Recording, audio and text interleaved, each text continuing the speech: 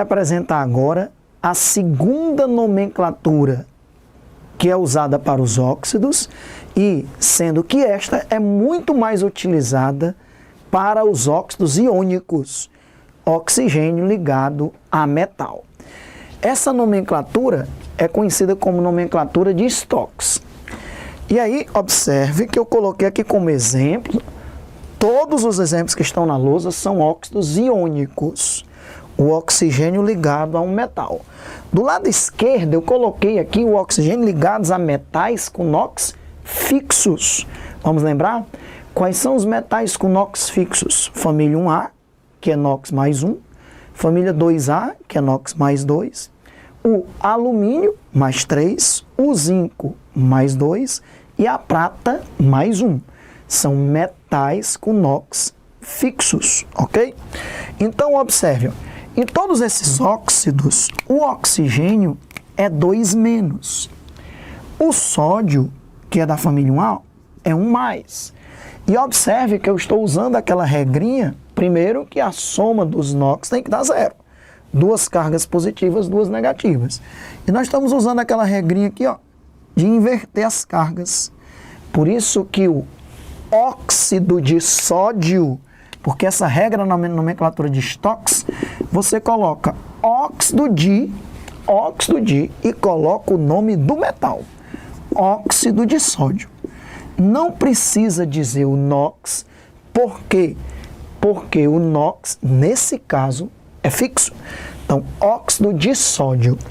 No caso aqui do CaO, o oxigênio é 2-, ó, o cálcio é 2+, porque ele é da família 2 ou da família 2A.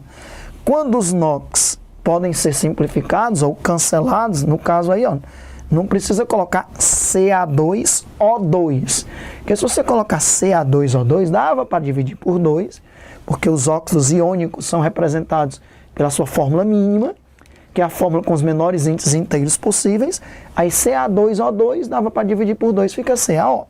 É óxido de cálcio.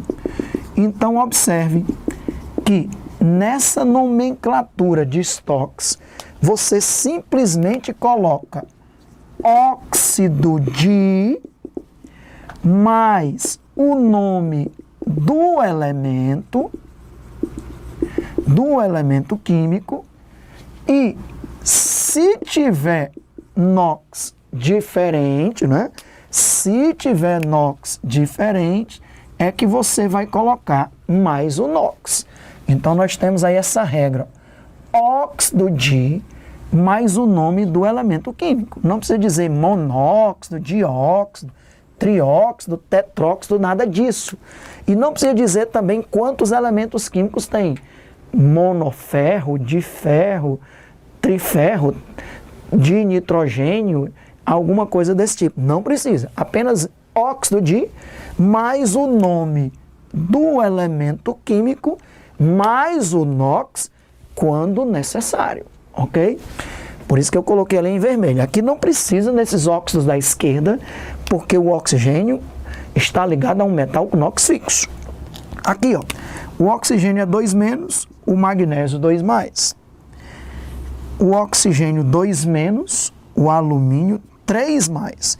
Por isso que usando a regrinha aqui, ó, de inverter as cargas, Al2O3. Com isso eu estou te mostrando como é que a gente forma, como é que a gente constrói a fórmula do óxido, né? Aqui o oxigênio é 2-, o zinco é 2+. Zinco tem NOx fixo.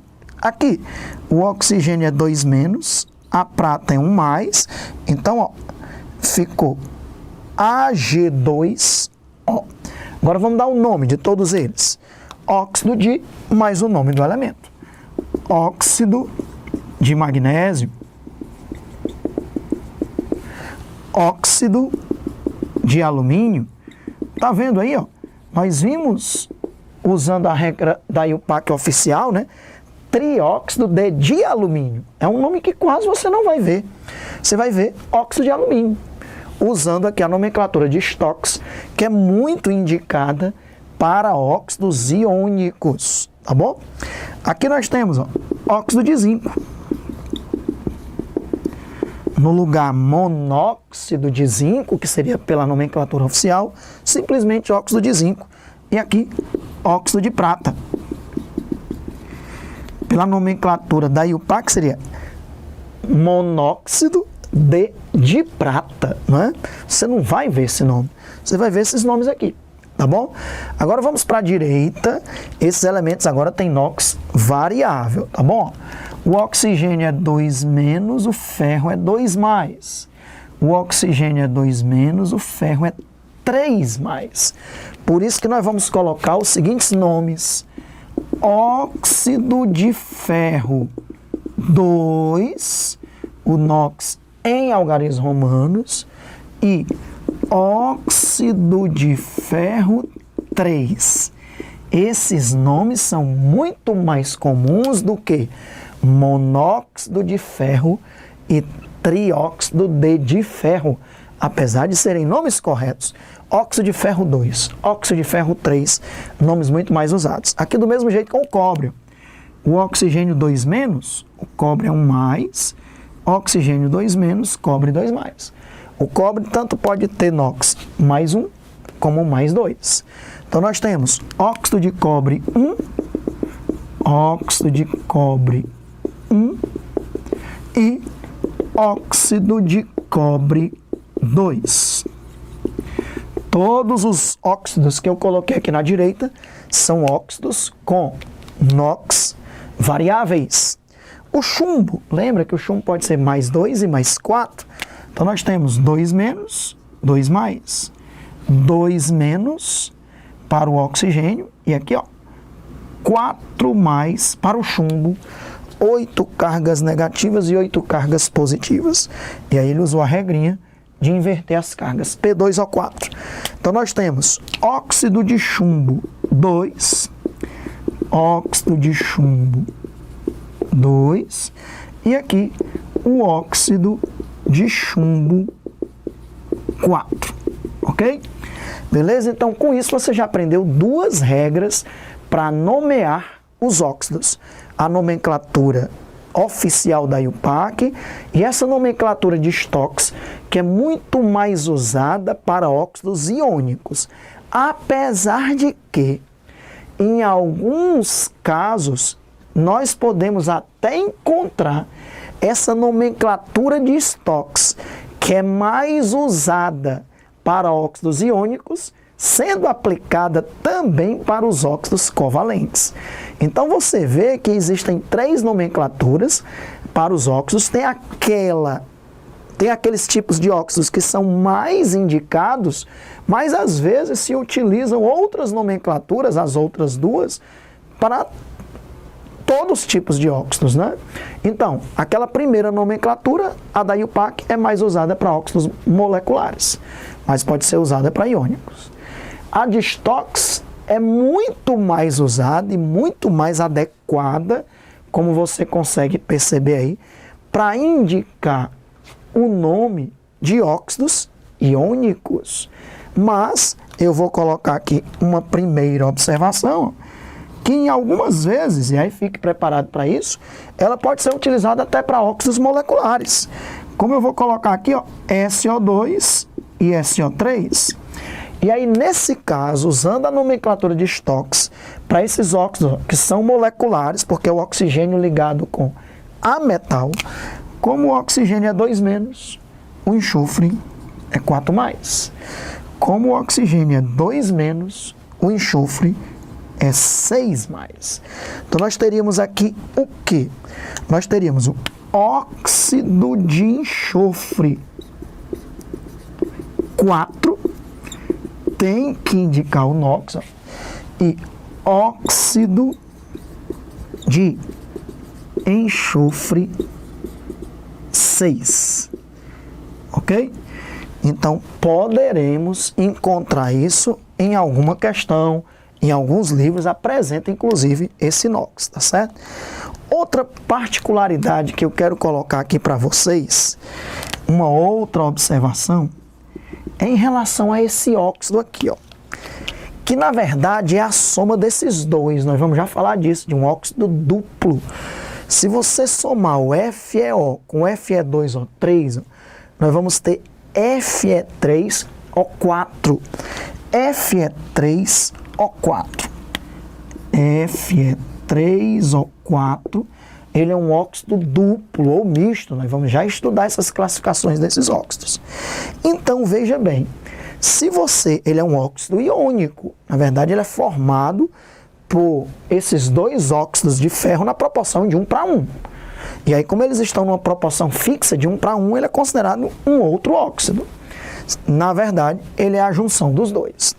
Se você for dar o nome desse óxido aí, usando a nomenclatura de Stokes, você não vai conseguir. Sabe por que não? Porque aqui o ferro, ele não tem NOx inteiro. Nem é 1, nem 2, nem 3, nem 4. Então você não pode usar a nomenclatura de Stokes no caso desse óxido aí, ó. Quando eu for falar dos óxidos duplos, eu vou te lembrar isso de novo, ok? Então você não vai dizer óxido de ferro, mas qual é o NOx do ferro aí, ó? Veja como não é inteiro, ó, que o oxigênio é -2, então fica -8. Quanto é o NOx do ferro para poder zerar? Você deveria chamar de X. Aí ficaria o quê? 3x, não é? Vamos calcular aqui. Quando ele é fracionário, o ideal é que você faça o cálculo, né? Nós temos que 3x, ó, 3 vezes x, que é o NOx do ferro, mais -8, portanto, 3x menos 8 tem que dar igual a 0. Então, nós vamos dizer o quê? Que 3x é igual a 8, portanto, o x vai ser igual a 8/3. O NOx do ferro, aí, meus amigos, é 8/3, porque realmente, se você multiplicar 3 vezes 8/3, quanto é 3 vezes 8/3? Dá 8. Então, nós vamos ter 8 cargas positivas e 8 cargas negativas. Então, vamos lá. Você vai dizer, óxido de ferro, 8/3. Ora, os números romanos são para números inteiros, né? Então, nesse caso, é um óxido iônico, mas você não usa a nomenclatura de Stokes, porque o NOx do ferro aí não é inteiro, mas é um número fracionário. Isso ocorre com os óxidos duplos. Eu estou dando um exemplo aqui para os óxidos duplos. Então, não use a nomenclatura de Stokes. Use a nomenclatura oficial da IUPAC, a primeira nomenclatura que nós estudamos. E, portanto, aqui é o quê? Tetróxido de triferro. Tetróxido de triferro é o nome desse óxido. Show de bola! Te mostrei aí todas as particularidades já a respeito dessas duas nomenclaturas. Até que a nomenclatura de Stokes, apesar de ser mais indicada para óxidos iônicos, às vezes é usada para óxidos moleculares. E no caso dos óxidos duplos, que são óxidos iônicos, como o Fe3O4, que o mais indicado seria a de Stokes, não dá para usar. Porque nesse caso, o ferro aqui tem NOx fracionário. E aí você usa a nomenclatura geral, que foi a primeira utilizada, a primeira que eu lhe expliquei, que pode ser utilizada para qualquer tipo de óxido, ok?